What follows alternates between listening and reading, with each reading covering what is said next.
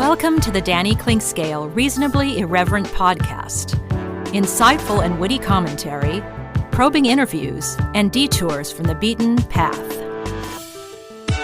Every once in a while, we have to bring out the big dog. Yeah. Oh, God help us. It's time for Danny Unleashed. Sponsored by Easton Roofing, where integrity matters. Go to eastonroofing.com for more. Welcome back here to the program here on Sports Radio 810 WHB. Soren Petro with you. Curtis Siebold on the road. K-Dog, where are you today? I am at the Bushnell Pre-Father's Day sale. If you've been here before, it's right next door to the previous location in Lenexa. If you haven't, 8460 Neiman if you're going to GPS it. If not, just take Marshall Drive north from 87th Street a couple of blocks. Look to the left. It's there. I'm here. It's today until 6, tomorrow from 9 to 5. And among the great deals they have this weekend are Bushnell Wingman Golf GPS speaker, $79.99. That's insane if you know what the regular price that normally is. They have great deals on certified refurbished golf laser rangefinders, Bushnell trail cameras, buy one, get one half off, $10 red dots, $25 binoculars, Bushnell AR rifle scope, $80 if you've been looking for one. You know how good that deal is. 20% off all Camp Chef products, 50% off Quiet Cat electronic bikes, and for the first 81 customers today, Bushnell 10x25 PowerView compact binoculars free. $30 value, free, and there's no purchase necessary. They also have a closest to the pin competition on the Bushnell Golf Simulator. It's all right here. It's the Bushnell Pre-Father's Day sale today until 6, tomorrow 9 to 5. All right, that's where Curtis is. Yeah. We're in studio. Danny is coming to you from Parts Unknown. It is time, as you heard, for a little Danny Unleashed, brought to you by our friends at Easton Roofing. A lot of hail damage around Kansas City. Limbs down everywhere. You know what that means? Limbs on roofs. That means wind, hail, coming down on those roofs. If you got an older roof, if it's been knocked around, even if you just look up and you're like, that doesn't look right, call Easton Roofing. Let the experts get up on the roof. I ain't getting up there. Easton Roofing will. They're the best in the business, whether it's commercial or residential. They've got you covered. Easton Roofing. Find them online at eastonroofing.com or call 913-257-5426. Remember, Easton Roofing is partnered with Big Brothers Big Sisters here in Kansas City. Locally owned and operated, that's Easton Roofing, and always giving back to the community as well. Not only have they done a lot in putting roofs on houses for those that are less fortunate, but now a portion of every single job that Easton Roofing does goes to Big Brothers Big Sisters. You're giving back to Kansas City when you choose great KC company, Easton Roofing. Online at eastonroofing.com. Danny, where do you come to us from? I come to you from the 37th floor of a high-rise in Los Angeles, California. Oh, wow. And my voice should warm up as things go along, but it's not good. It is not good. Yeah. Wow. Yeah. You hanging in there? You okay, buddy? What do you got? A cold? Or you? I guess I got a cold. It's probably the worst cold I've ever had. I'll say that. Really? But I just worked out, so I don't feel terrible. But I sure don't sound good. It's a good thing I don't do radio every single day like you do. I think you got it from Curtis, who got it from me, who got it from Todd Lebo. So this is, again, the Todd Lebo cold strikes again. He wants to take no responsibility for it, but he stuck his head in our meeting when we were in one of the studios, and there was the three of us in there, and he's like, I got a cold, I'm going home. I'm like, why are you in here when we're in a confined space telling us this? And now all of us have been sick since. It's that son of a Todd Lebo. Todd Lebo, patient zero. Yeah, that's where it is. So on behalf of Todd Lebo, I apologize, Danny. No problem. Like I said, I'm still living my life, enjoying vacation, and hoping that I can be 100%. You know, you don't plan a 10-day vacation and want to sound like a frog. So, anyway, let's talk sports. Welcome to my life. Welcome to everybody, though. The last month or so, we've all kind of been, hey, what's going on? It's just more frustrating for me, I guess, because it's unusual for me to have any kind of malady. Because your voice is usually just perfect, too. Let me just tell you, as I sit here, I'm loving it. I'm living the dream. Somebody else's voice sucks. It's awesome. Makes me good. Thanks for making me feel good, Danny. Yeah, that's what it's all about. So actually, I sound 100%. I'm just faking this. I can do a cold with the best of them. Oh, good. Okay. Well, even better. I appreciate you going all out. Method actor. Where do we want to start? Do we want to start with little Dan Hurley and whether or not, this Laker gig, look, there are people reporting, people like Myron Metcalf who told Jason that, I think he said, well, do you think he'll be a Laker in a day or two? He said, I think he'll be a Laker tonight. That was yesterday. He said that. The longer it goes, the more potential there is that something's not going right. Either someone's not meeting a price or he's in Southern California today. He is, and he's meeting, and so I still expect it to get done.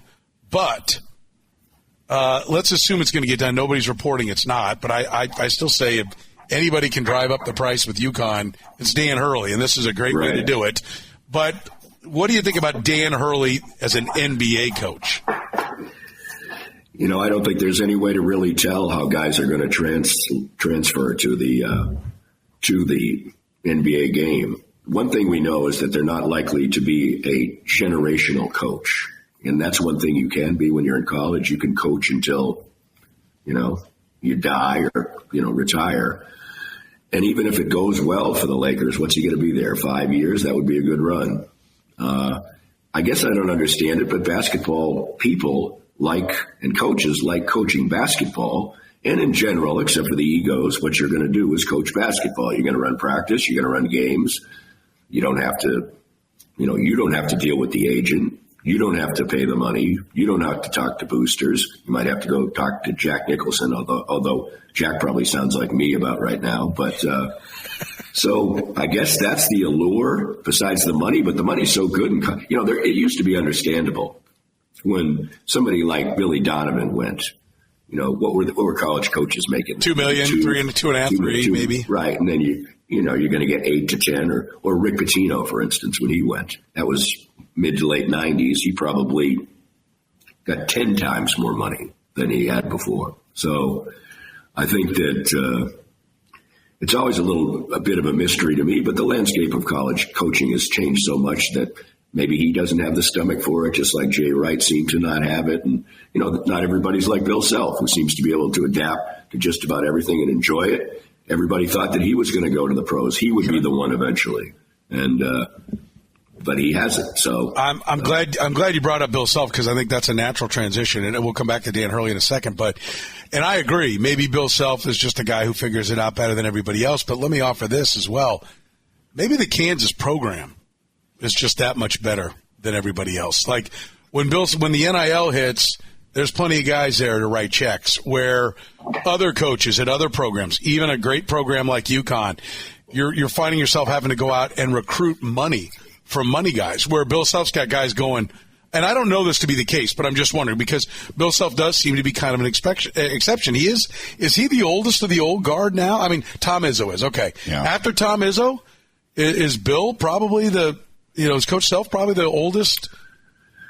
Right, I think he is. Rick Pitino, I guess, is back in the game, so he's back in the college game. But and Mark Few is older than we think, but I still think he's a couple of years younger than Bill. Yeah, so, it might be that just maybe we need to give some credit to the Kansas program, to the Travis Goffs, all the way through the big money boosters, and even the little money boosters. A lot of $10 donations go a long way. Like, maybe it's just easier for them to get into the money race. I heard a couple of things. One, UConn's basketball revenue is 43rd. That was a stat that was said yesterday on ESPN, that UConn's basketball revenue is 43rd. Now, if they had come from nowhere to win their first championship in a long time or ever, okay, I'd get it. It's the building. But this thing has been up and running. He's been there for 4 years, and they won a championship the year before, and their basketball revenue still ranks 43rd. That speaks a little bit to maybe, Dan Hurley going, come on, boys. Like, I'm winning championships here. Okay, it's one thing when you're not sure if I'm the guy. I'm the guy. So, where's the money? And then the other thing is, Gino Auriemma's already got a contract extension in hand. Right. He got a contract extension, yet they haven't been able to get to the number that Dan Hurley wants. Now, maybe Gino Auriemma wanted $5 more than the second highest paid coach, or being third or fourth highest paid was enough. And Dan Hurley says, I want more than Bill Self, and it shouldn't be close. Right? I've got as many titles as he does in a fraction of the time. I need to be $4 million. Maybe he's asking for a ridiculous amount.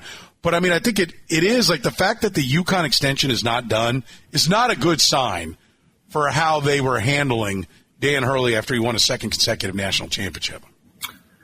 I would agree with that. Now, I don't know the difference between first and 43rd and whether it's really an amazingly, different figure. Right. That's a good point. Right. So the difference is the thing. Hey, the more it strings along, the more that it would seem that Dan Hurley either has had reservations or this is purely monetarily driven, that he'd really rather be a college coach, but the money is 3 times more. I mean, in these, with the amount of money people are making, it's just a matter of satisfaction or pride or whatever a lot of times, not necessarily the amount of money. But it would seem odd that if they were, that he's out there and he's supposed to sign, what's going on? That would be the case. That would indicate to me maybe that in his heart of hearts, he would rather coach college players.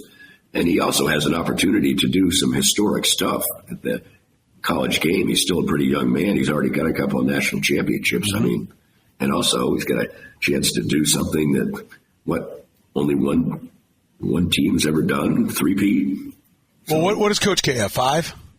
Yes. I believe he's got 5. I believe he has 5. All right, so he's, one more and he's past halfway to Coach K, and he's early in the game, and he seems to have everything figured out pretty good on how it all works. I agree with you that he's got a chance to go down as, because I think there are some that would make the case that Coach K is above John Wooden, right? Because winning 5 in the modern times is more than winning 10, the way John Wooden did it. And so now even you've got a new era of now NIL and transfer portal. You got a chance to totally reset it. Maybe you don't even got to get to 5 to be the best now because of the differences and the changes that have come in basketball. Let me throw this at you as well. Like if you're going to go, and he called himself a high school coach, right? When he was talking about being the UConn coach. Right. At the end of the year, he's like, I got everything I want right here, right? So I do run the idea. By the way, Blair Kirchhoff said he doesn't think he's going. He thinks he's staying at UConn. That was yesterday. And so there's one informed individual that's like, I'm not buying it. And I think that's interesting. But how about this? If you're going to take the job and you're like, okay, I'll take a pro job. One, I do think the fact that it's the Lakers or Celtics makes it, okay, you're getting a prestige job. Number 2, though, the Lakers suck. I call them the worst team in basketball if you're measuring how close you are to winning a championship, because they have to get worse before they can get better. This is not going to work. They have no cap room.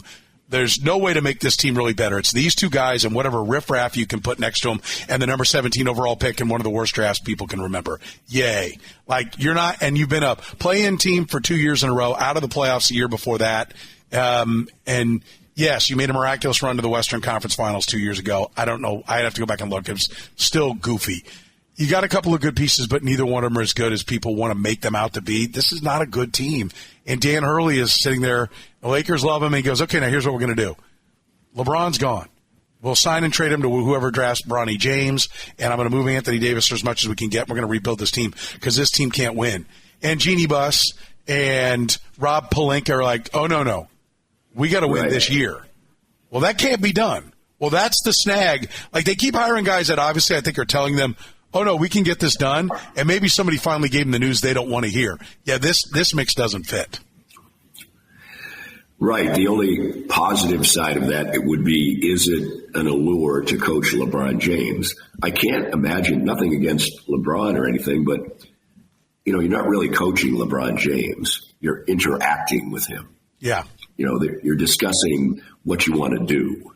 You're not saying, LeBron, your elbow needs to be up 3 inches on your jumper. And, that ain't happening. So I would say that whether that's an allure to Dan Hurley is a big part of it. And I think you're right.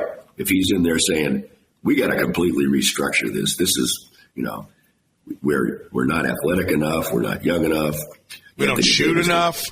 Anthony Davis doesn't play enough, all that stuff. So, it's an interesting situation, and I think I would tend to lean towards what Blair said. I probably at this time still would be a bit more surprised that he goes than if he stays. So let me ask you this. Do you think his style fits in the NBA? I mean, he led the league in technicals and ejections. He challenged a fan to a fight coming off the court in one of the handful of losses that they had. He doesn't take losing very well.